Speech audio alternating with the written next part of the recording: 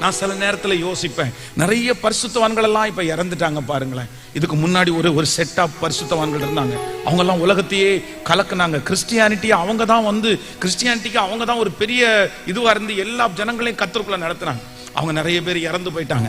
அதுக்கப்புறம் இப்ப கொஞ்சம் பரிசுத்தவான்கள் இருக்காங்க. அவங்களுக்கெல்லாம் 70, 75 அந்த மாதிரி எல்லாம் ஆயிடுச்சு. ஏதோ ஒரு சிலர் அப்படியே பிரகாசிச்சுட்டு அவங்க ஊழியம் செஞ்சுட்டு ஜனங்களுக்காக திறப்பில் நின்றுட்டு அப்படியே இருக்கிறாங்க கிறிஸ்டியானிட்டியில.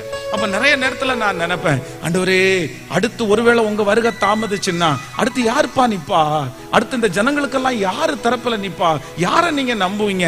அடுத்த காலமே மோசமா இருக்குது, ஜனங்கள் எல்லாம் மோசமா இருக்கிறாங்களே, பிள்ளைங்க எல்லாம் ரொம்ப தடுமாறுறாங்களே, அடுத்த ஜெனரேஷன் ஒண்ணும் இல்லாம போயிருமோ அப்படின்னு யோசிக்கும் போது ஆண்டவர் இல்ல இல்ல இல்ல இல்ல, நான் அன்னைக்கு மோசையோடு எப்படி இருந்தேனோ அப்படியே உன்னோடும் இருப்பேன், உன்னை விட்டு விலகுவதும் இல்லை, உன்னை கைவிடுவதும் இல்லை.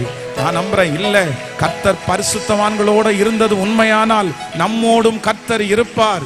அப்பாவோட இருந்தவர் உண்மையானால் உங்களோடையும் கண்டிப்பாக அவர் இருப்பார்.